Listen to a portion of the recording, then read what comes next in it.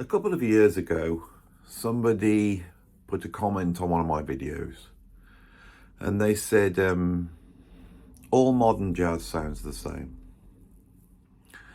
And when I read that comment, I thought, well, I know what they mean. I know what they mean. Of course, it can't all sound the same. Jazz is made by all sorts of different people with all sorts of different abilities, all sorts of different cultural backgrounds. And so there will always be differences between players. But in comparison to what made jazz the great art form that it is, those musicians seem to have a lot more individuality, I thought. They seem to have a lot more creativity, a lot more innovative and daring. And so I decided to take on this idea. And I created a video called Why Do Modern Jazz Musicians All Sound the Same? This has gone on to be by far the most viewed video on my channel, and really set the channel up in terms of my ability to make videos and to fund what I'm doing here and to get a reasonable audience and be able to talk seriously about music to a group of people that are really interested in it, which has been an absolute incredible thing for me.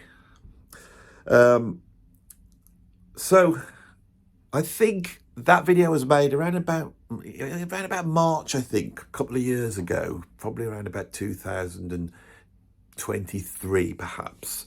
So it's been a couple of years, and after making that video, because it was so it's successful but also controversial,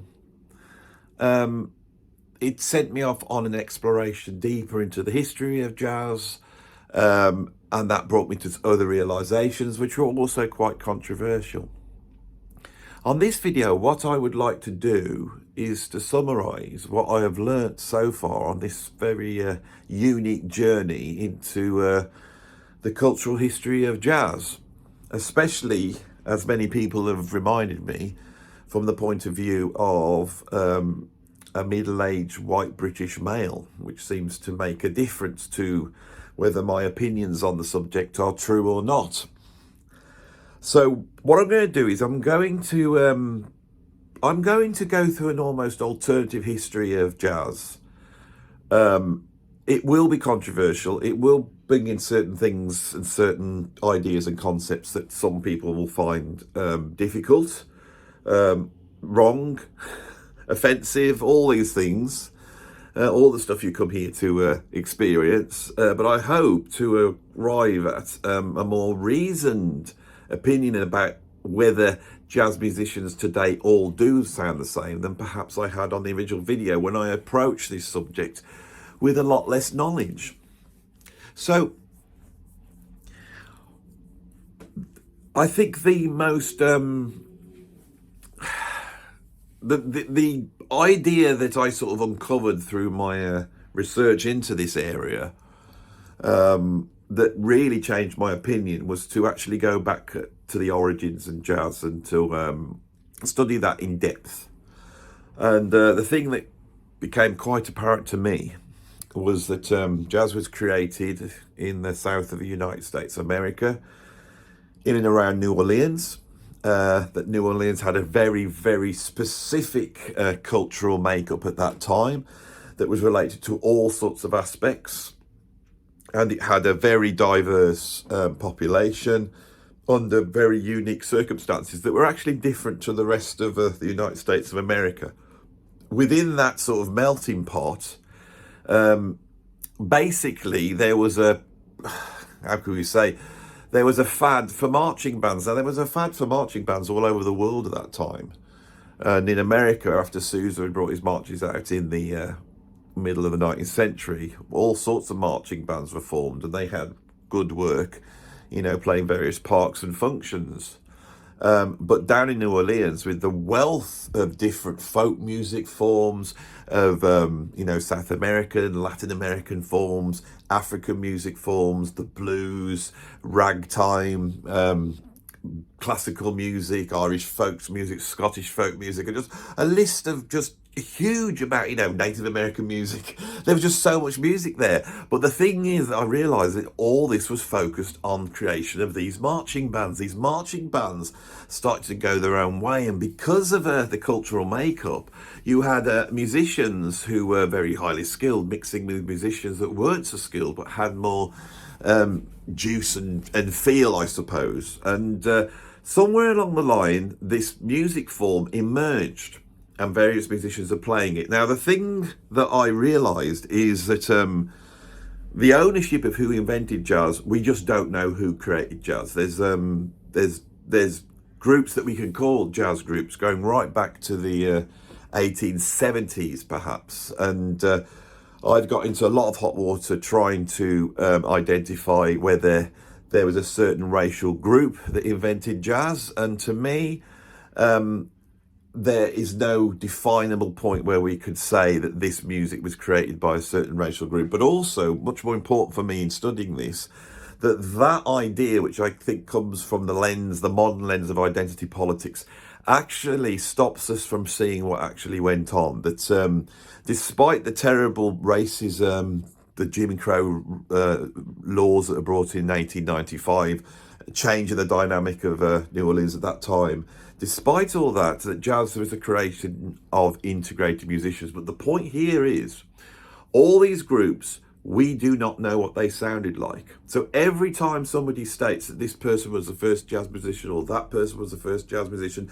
or this was the first jazz group to do this, we don't know, because we don't know what they sounded like.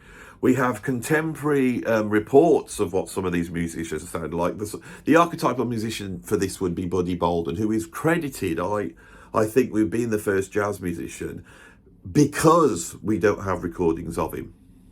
For that very reason, he is a blank canvas on which we can assign all sorts of things. Musicians like Jelly Roll Morton and Bunk Johnson, who were around at that time and were interviewed many years after the fact, it's obvious that they are reporting through rose-tinted glasses and also twisting the facts to make themselves look better. But I must be honest, with all the study that I have made, I would say that when Jelly Roll Morton claimed to have invented jazz, he had as much a right to say that as anyone to say Buddy Bolden did. We do not know what any of these musicians sounded like, but there's all sorts of different groups. And I imagine at that time, all the groups sounded different.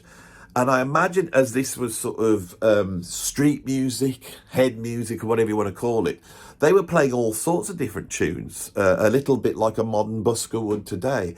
I imagine they were playing songs from minstrel shows, they were playing marches, bits of classical music, contemporary vaudeville songs, all sorts of things they would be playing. This is definitely the case when we look at the songs that Leadbelly sung. When John Allen Lomax discovered Leadbelly in prison in the 1930s, and their belief, which I think is the case, that those prisons that contained down in the South mainly black prisoners had acted as like a way of freezing the folk music.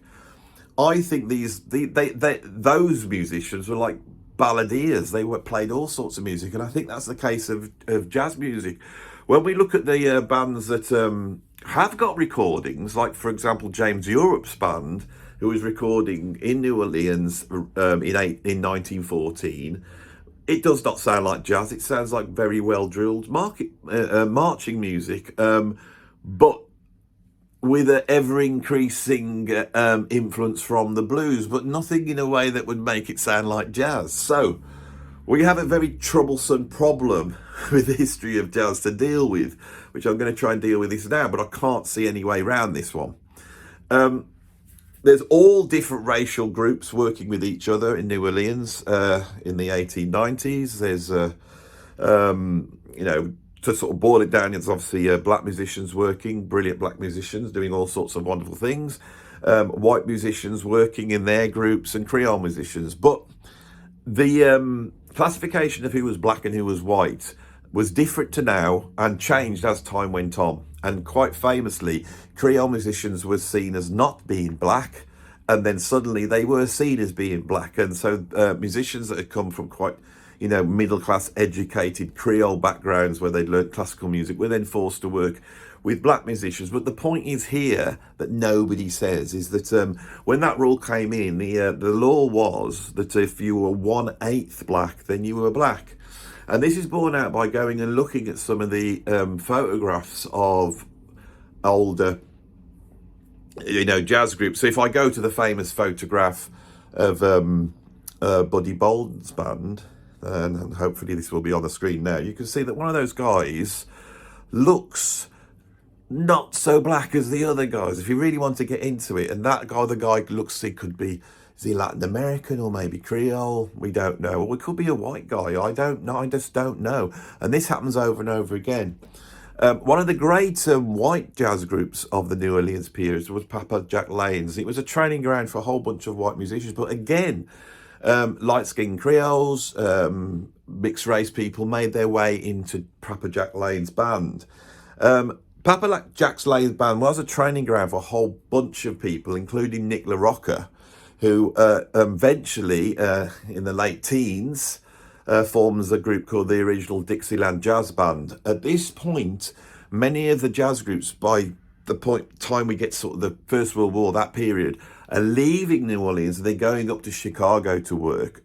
King Oliver did this most famously and took Louis Armstrong with him. So did the Original Dixieland Jazz Bands. They were one of the first bands to go up and work in Chicago. And then from Chicago, they went to New York. And whilst playing in New York, a record label there heard them. And they had a tune called Livery Stable Blues, which was a blues.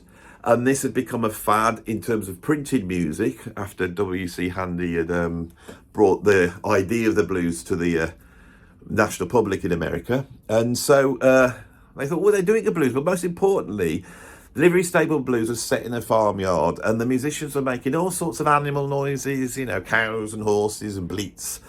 And this record company thought it would be an interesting comedy song to record. So the Original Dixieland Jazz Band goes down in history as being the first jazz group to be recorded.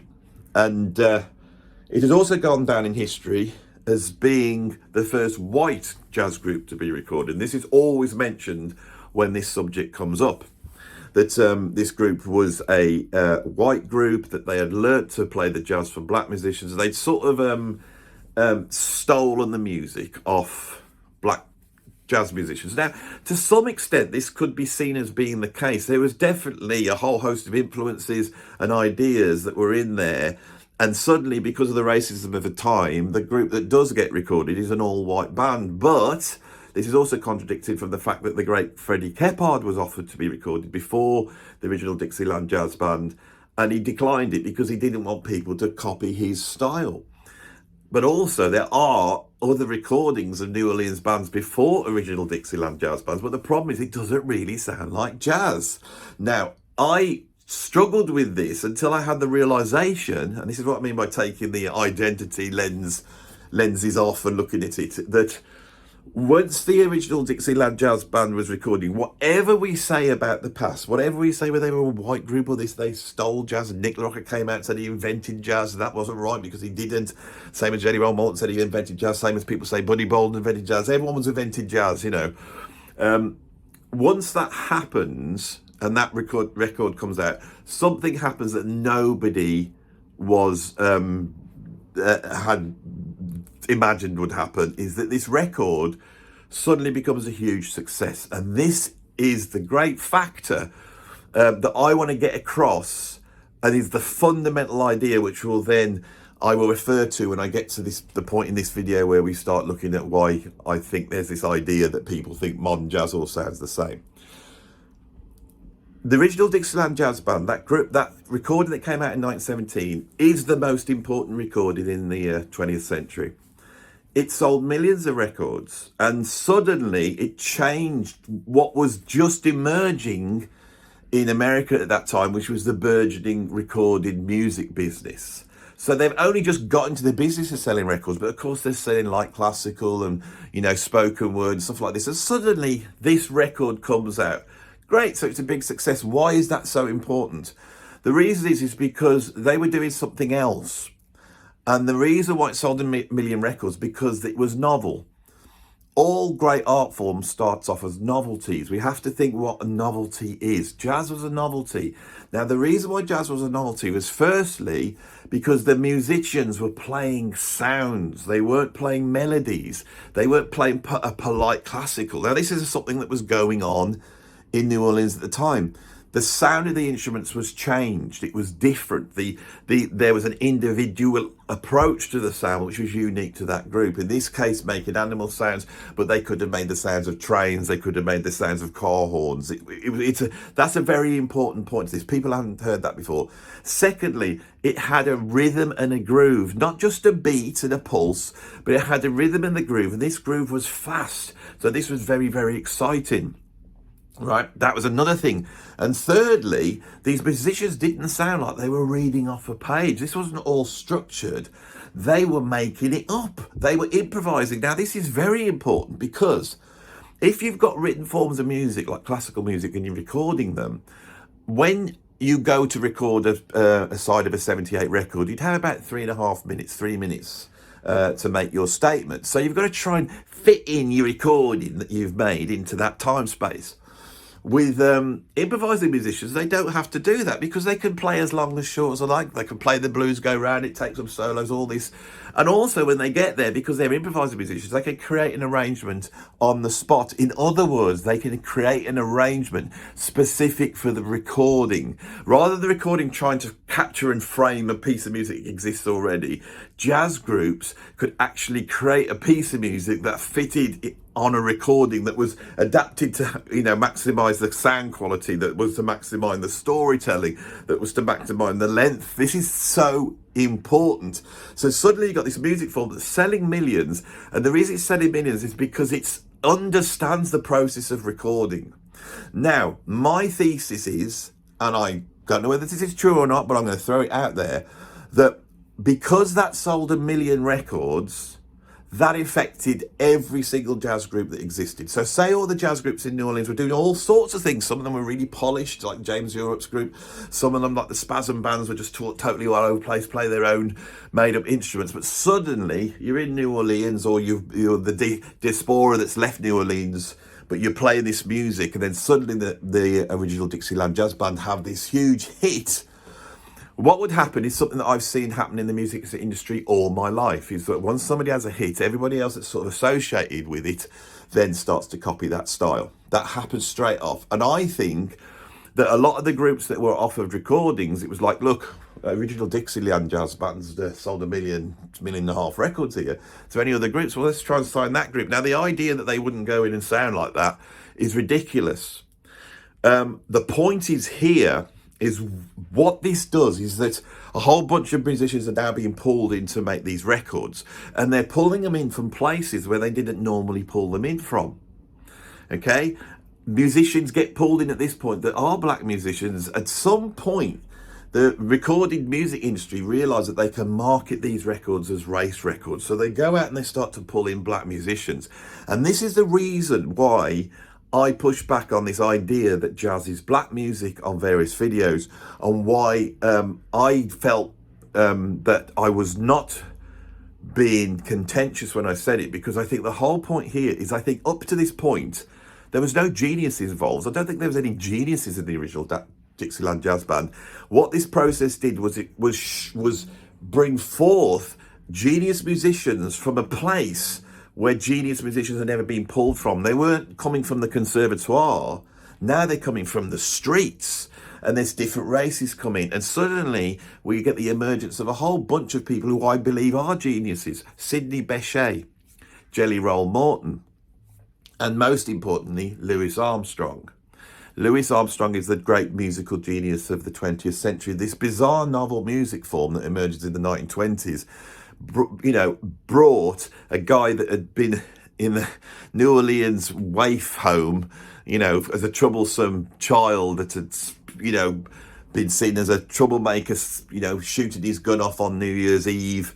And whose mother was 15 years old when he was born and had worked as a prostitute. His dad had, gone off. He'd been sort of passed from pillar to post. A young black kid on the streets of New Orleans, selling coal to the prostitutes that worked in Storyville at the time. This is where we found the great genius, not we, but the music industry. I don't want to be associated with them. I made a mistake then, I do apologise. And so Louis Armstrong comes in, and in the spirit of what I was discussing, he now starts to do things that are like the most groundbreaking things that anybody ever did. He goes up to Chicago, joins King Oliver's group, which is really interesting because King Oliver was a great musician, but he wasn't in Louis Armstrong's class.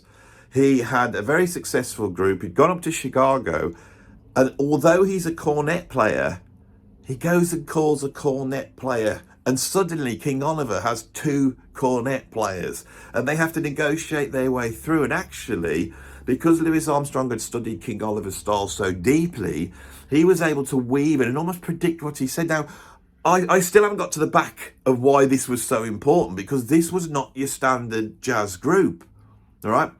And all I can think is that King Oliver, who was called King Oliver because he was the great jazz musician, he's the guy that spotted it in Louis Armstrong, and he wanted him in the group. He knew it would sell to bring in Louis Armstrong, so he did. He was the guy who could see the genius of this guy. So very quickly, Louis Armstrong, then I think he joins Fletcher Henderson's band. He's playing in all the different groups. Now, you've got to remember, Louis isn't the first guy. In the Fletcher Henderson band, we got a whole bunch of great players, including, who was 3 years younger than Louis Armstrong, Coleman Hawkins. By 1923-24, Coleman Hawkins is really established the saxophone as the great jazz instrument. And then there's the Paul Whiteman's band with people like Bix Beiderbecke, there's Frank Trambayer. There's a whole bunch of players that are pioneering this music.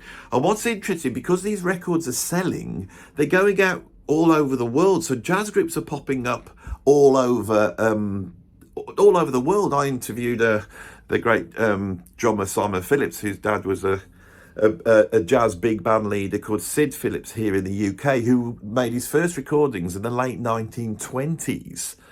And of course, by the 1930s, we had the first truly great non-American jazz group in the Hot Club de France with Stéphane Grappelli and Django Reinhardt. So this is just like an explosion out. So why is Louis Armstrong so important? It's because he then started to put groups together specifically for the recording studio. And these were the Hot Fives and the Hot Sevens. These were not his gigging bands.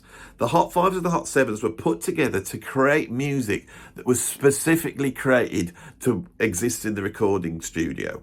In 1925, microphones are invented. So if you listen to the King Oliver recordings before then, they're pretty scratchy. Suddenly the quality is better.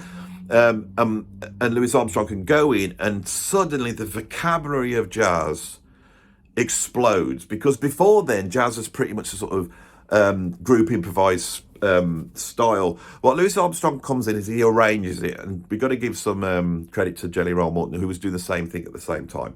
So suddenly he's organised his stuff. He really creates the solo as an individual sound, and he uses these solos, once he's separated them, to create drama. Often the backing changes, and in some ways Louis Armstrong's arrangement skills at this point are greater than what we see in jazz later on. And this is where we're going to go with this. Louis Armstrong's vocabulary is wider.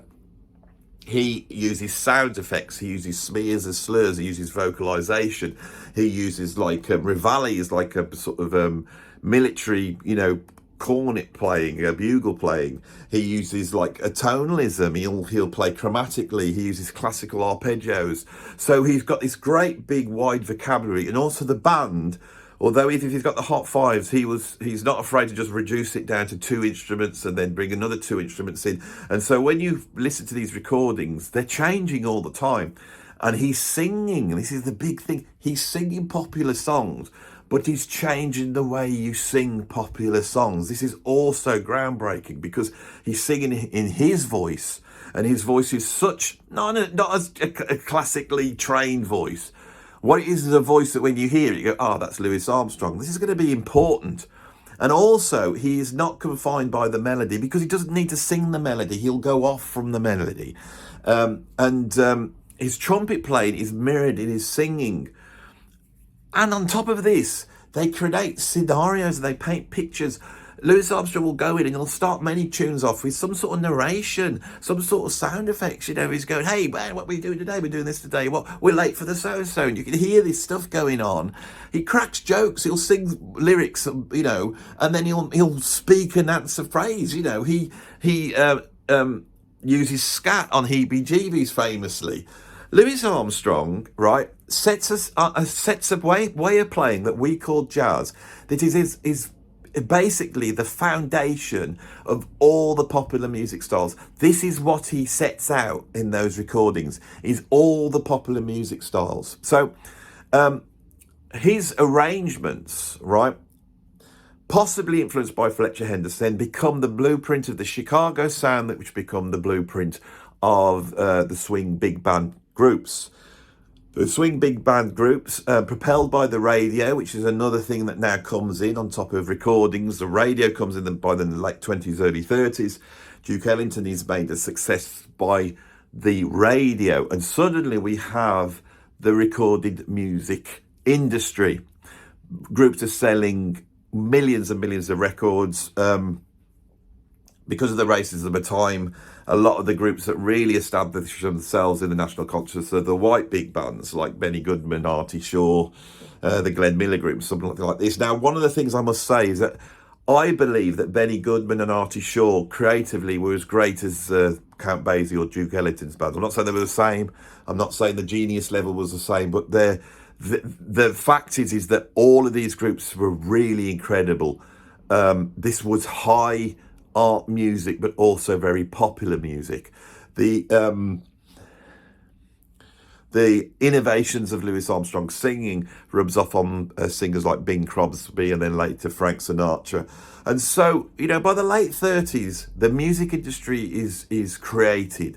Popular music industry is created. It affects musicals, Broadway. It affects film soundtracks.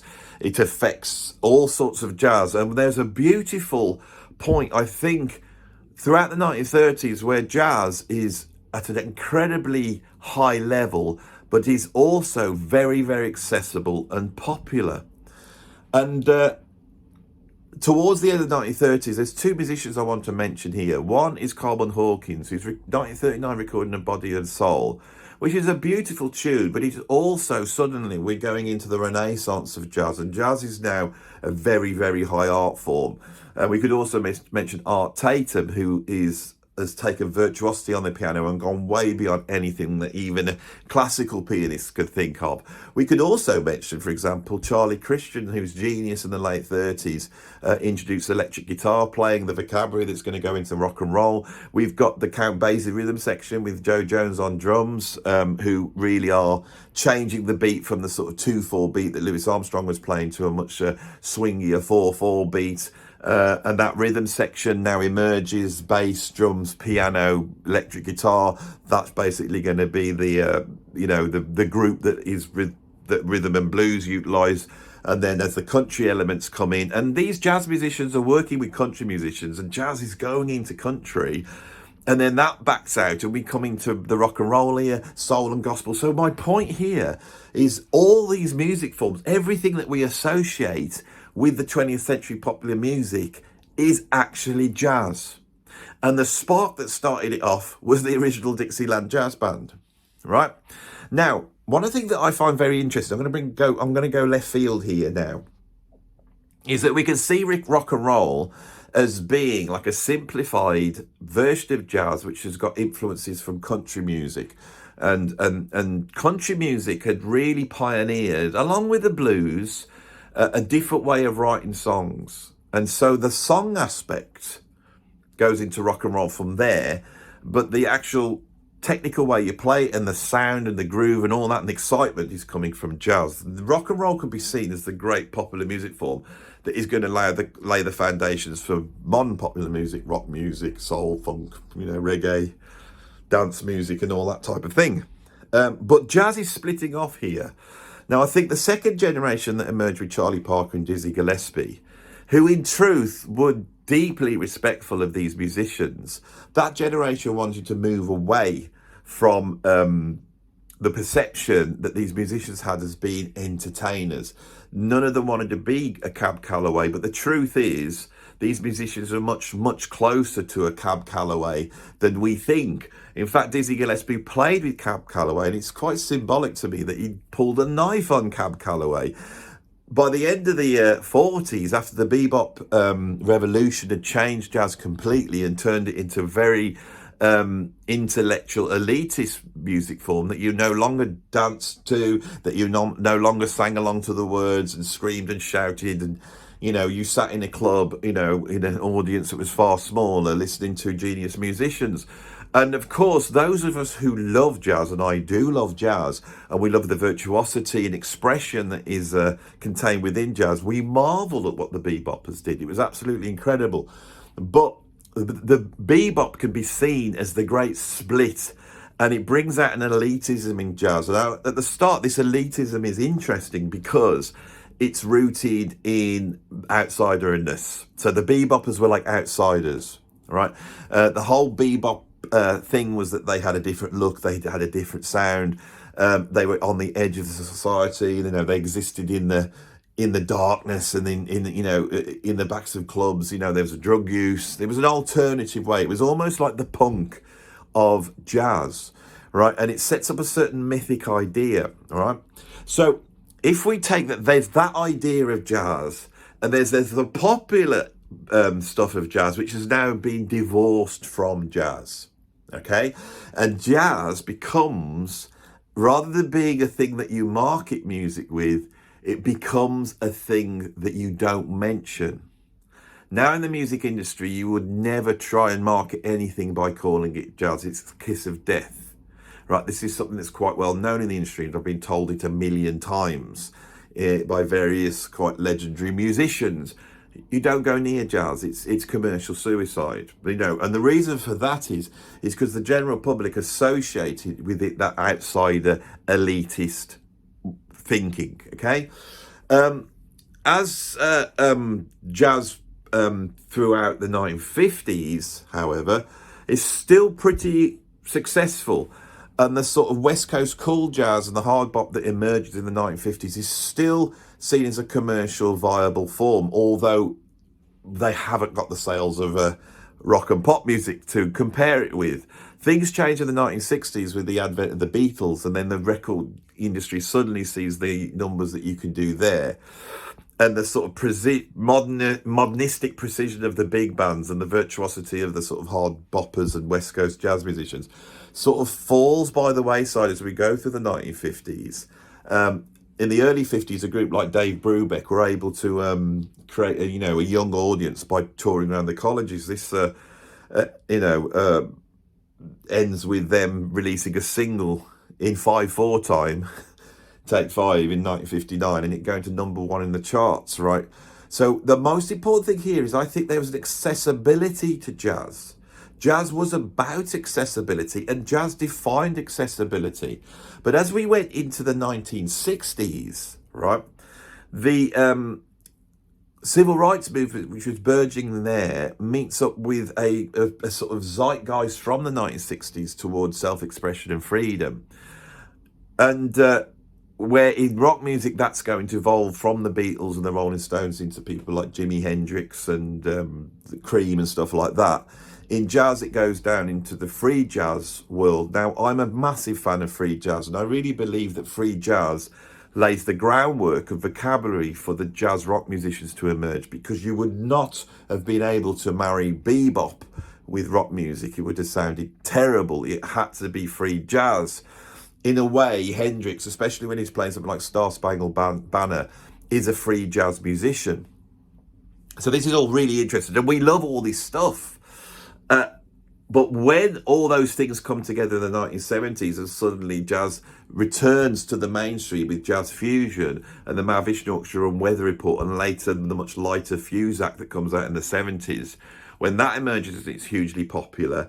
Jazz again divorces itself. Jazz wants to see, and it's been like this for many years, most of jazz's history has been the idea that it's this elitist, clever form. We don't want to know about those fusion guys. And it doesn't matter if Miles Davis is making Bitches Brew, which is incredibly intricate, dark, tortuous, incredible piece of music. Miles was accused of selling out. Even though the Mavish Orchestra were playing at 350 BPM in 1916 time and jumping through these incredible virtuoso hoops, but still selling, tickets to 10,000 people. The jazz world did this. This is really borne out with Ken Burns. If you look at the Ken Burns documentary, where they get the 1970s, it's like, oh, there's this fusion stuff going on. Let's forget that. And in doing that, they throw out people like Keith Jarrett, Pat Metheny, a whole bunch of incredible jazz musicians just thrown out. And he's like, oh, but look, Dexter Gordon was playing a little jazz gig in New York in the 1970s. He kept jazz alive, right? The big change that happens is once the language of bebop emerges, people try and study what they were doing. Now, the great theoretical breakthroughs of the language of bebop, which then evolves in sort of modal jazz and George Russell's great innovations, are not what the now emerging education system go to. In the 1960s, you start to emerge the idea in the music colleges that you can teach jazz, and you teach jazz through the chord scale method, right? So you're looking at the chord progressions and you're building the solos from the ground up from the chord progressions.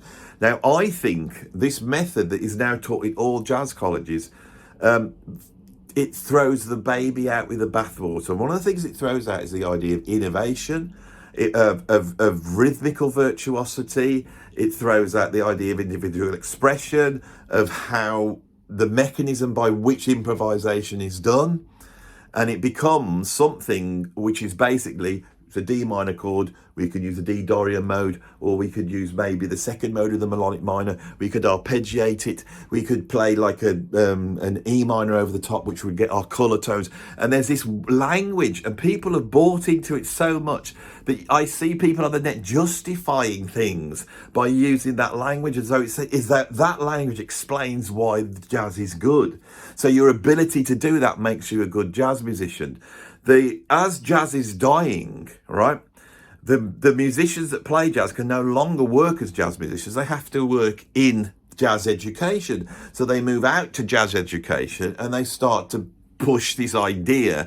And we've had a number of years of this. Now, this is compounded, I think, by the fact that as the fusion bubble burst. Now, why did the fusion bubble burst? I'll tell you why. Because in the late 70s, everything that these groups had laid the groundwork in had gone into groups like Earth, Wind and Fire, the Brothers Johnson, which then go into groups like Michael Jackson. So the jazz fusion sound in the hands of a Prince or Stevie Wonder or Michael Jackson becomes mainstream popular music. There again, we have jazz, ruling the world, but the jazz world going, no, this has got nothing to do with us. We're about very intellectual music, and listen to this person, they can play through the chord changes. It's so great, you see. And so the bottom starts to drop out. And a lot of these fusion musicians in the late 70s, early 80s, return to acoustic jazz. We can see Herbie Hancock with the VSOP album. We can see Chick Corea going to like trio music. You've got a whole host of jazz fusion players that were brought up playing jazz, returning to jazz.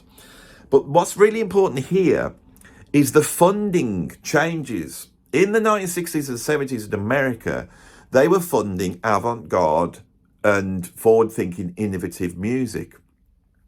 When the Reagan administration came in, the funding changes, and he thought, I'm not going to fund any of this weird music. We're going to fund music which is educational, which is culturally important. So there's a conservative, backwards-looking view of how to fund the arts. And jazz saw an opportunity here by pushing this idea that jazz is black music, because there was funding there to support black the bringing forth of black music forms, the black art forms, Black History Month. All this is starting to emerge in the 1980s. And so there was, I think, again, another adjustment of how we see jazz. And funding starts to come in as jazz as an educational program, which is saving and storing jazz, and a lot of money comes up. And in 1987, there's this jazz Preservation Act come in. I mean, this is rock solid. This is what caused it. This is where we're at with it. And so the big band becomes like a training ground. In the UK, we see the emergence of the Jazz Warriors, for example. It's a training ground for black people. It's going to keep the music alive. And so this big sort of racial focus comes on it. And it's understandable because people want to earn a living. They want to make some money. And they're training it, and they're training it based upon this sort of chord scale approach. So basically, what I'm explaining here is that the remit of jazz is always shrinking and shrinking. It's getting less and less, and it gets that it can't even be jazz fusion anymore. You can't even be this. It's got like this, and this. And when you're playing within this thing, you are playing jazz. And if you do that, you will get the funding. There's no gigs there, so the only people who are actually making any money from gigging are people who've got money behind them already. The only people that buy the tickets to go and see Jazz at the Lincoln Center, which is an organisation which is fantastic. I watched those videos that are put out by them with Wynton Marsalis, and they're incredibly educational. But Wynton Marsalis, even though in the early 80s he sold a lot of records, has now become the sort of figurehead of the Jazz at the Lincoln Center, which is precisely what I'm saying. He receives over $1 million a year to run that, and so that now becomes what jazz is.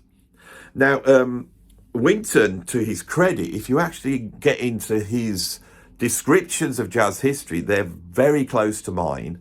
And a lot of what I'm saying, I have learned stuff from listening to his report, where he sees it as the great in American music. So I am not saying that politically people like Wynton are hammering that, but obviously people like Nicholas Payton are.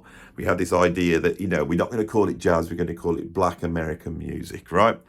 That lens has shrunk it.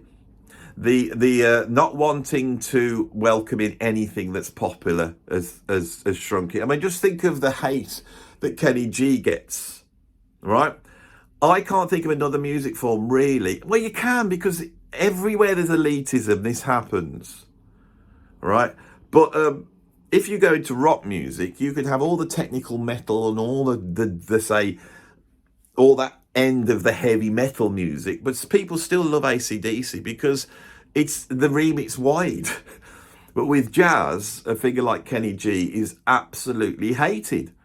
Now, I believe Kenny G to be a very good saxophone player, with a nice sound, an individual sound, which has sold, because he's the biggest selling jazz musician.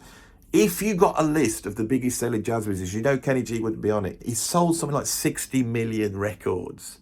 Jazz goes, we don't want anything to do with that, right? Even though Kenny G is an ambassador for jazz. Now, yes, it's light and inoffensive and all these things, right? It is not Ornette Coleman. It is not Peter Broxman. Yes, I know.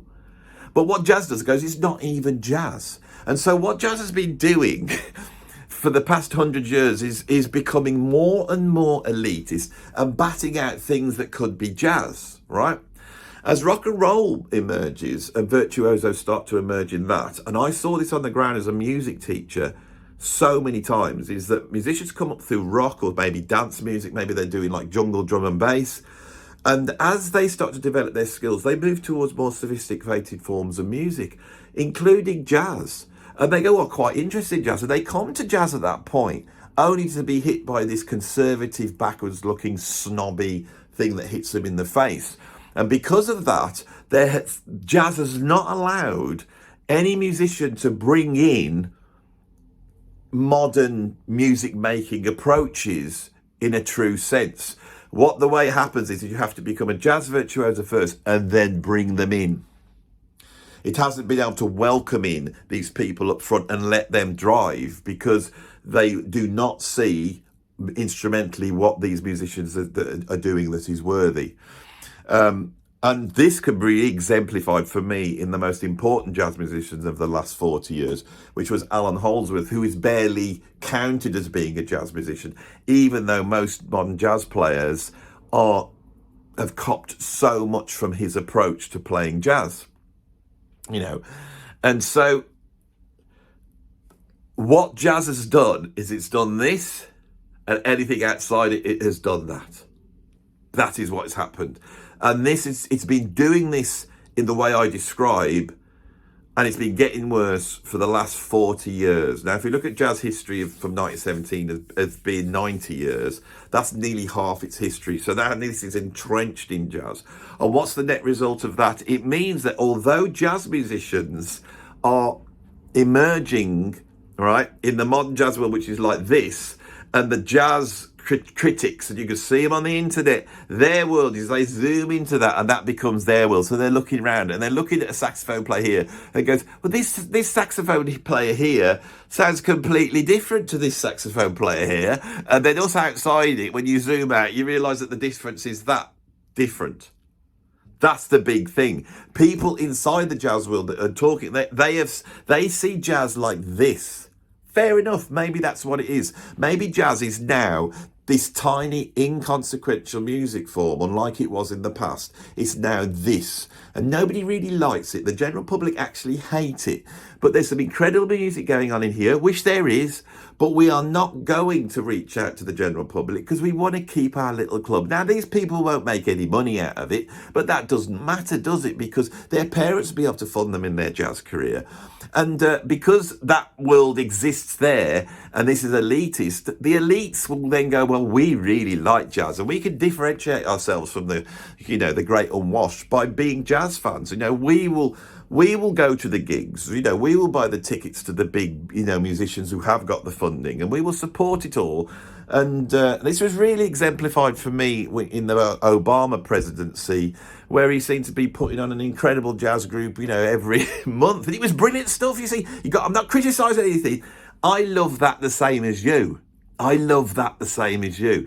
when Obama was going into that and giving it a wider stage, which needs to happen, that was a wonderful thing, right?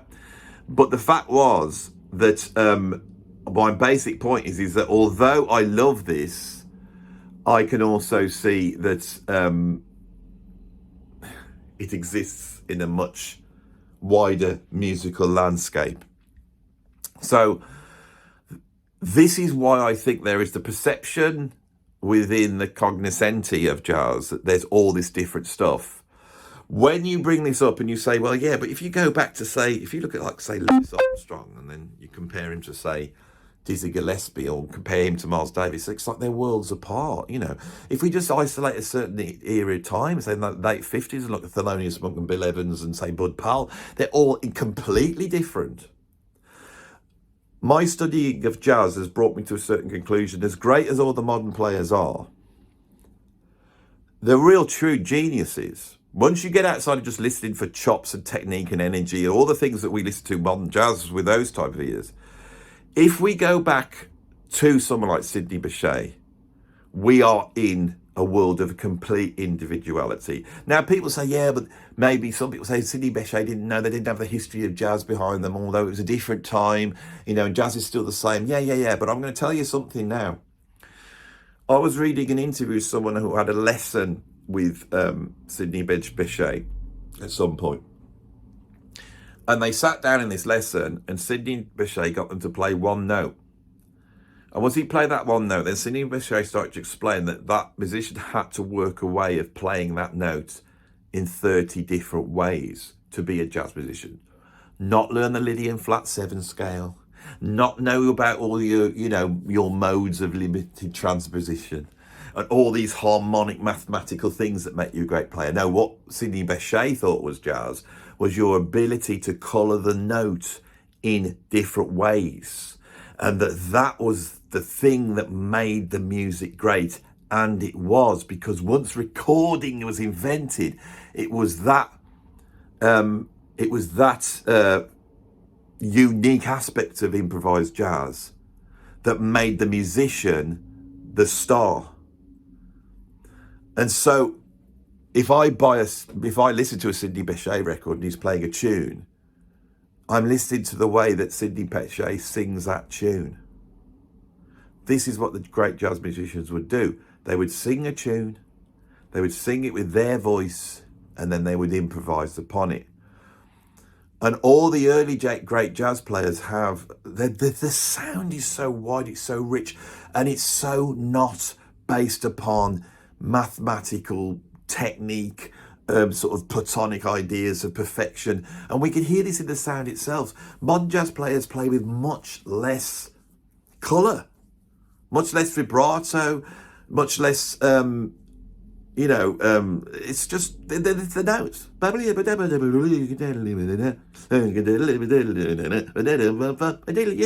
It's that. And that, I think, is the product of what I have described.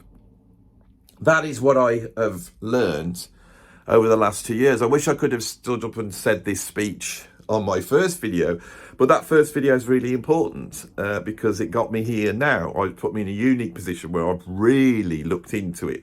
And all the accusations of me being a white middle-class British person, I think that's important, but it's also the fact that I'm a progressive rock drummer and I've worked in the realms of dance music and rock music. And although I love jazz, I've never felt a part of this. And the jazz scene here in the UK is even more snotty and snobby and elitist and filled with a sort of self-loathing lack of confidence that it's not the American jazz scene. That I think that outsideriness that I have, combined with a relatively reasonable grasp of the history of jazz, has made me able to sit back and go, well, I have nothing to protect. I'm not here batting on the side, like the football team. Jazz is not my football team, okay? But I don't want it to go, and I don't want it just to become the music of the elites. And I think what we require at the moment is a cultural change within jazz, right, which is going to be very difficult, and a change in terms of the improvisational aspects of jazz. Now, the last truly great innovator in jazz was Ornette Coleman. I think Ornette Coleman's radical theories about jazz, even more than the Coltrane's and the Albert Eilers, all those, Ornette Coleman's playful but studious approach to jazz improvisation actually holds the key to how we move forward in the jazz world. And I think, as I say that, many jazz musicians will feel a tug as they go, oh, we don't want to go there because we're going to have to let go of all this sort of virtuoso thing, not realising where the virtuosity lies with Ornette Coleman. This is how complex it is. Ornette Coleman's great influence was actually on groups like the Grateful Dead. He was on groups like Frank Zappa's improvisations. It laid the groundwork for a certain way of playing, which I think is still much more relevant today. But now I'm talking about the future. But to answer the question, does jazz music, modern jazz, all sound the same? No, if you live in there. Yes, if you live over here. That's the answer to this. So I hope you enjoyed this video.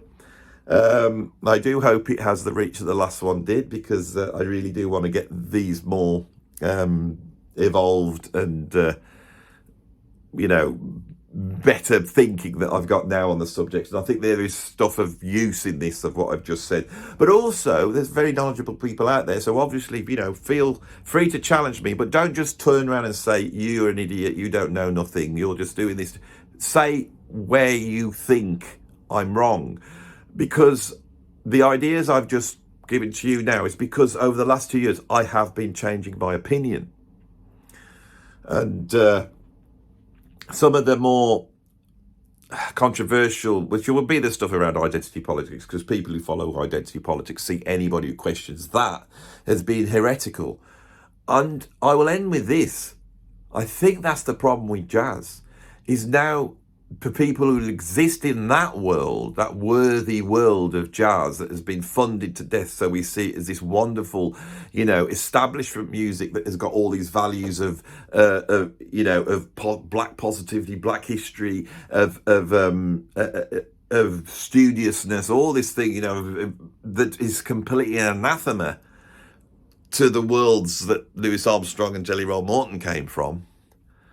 All right, that also sees any criticism of jazz now, anything that I say like this for people who are jazz fans, they also see as heretical. So there's two double heresies coming out of this video, and they don't like it. And it's not about saying, oh, I don't think Andy's right there, but he's right there. It's just about denouncing me, right? Which I actually like being in that position. My channel's more exciting to me when I'm in that position, because it means that there's a conversation going on. And it's I mean, you know, want to know where I'll put my hand on my heart. I'm not a jazz musician.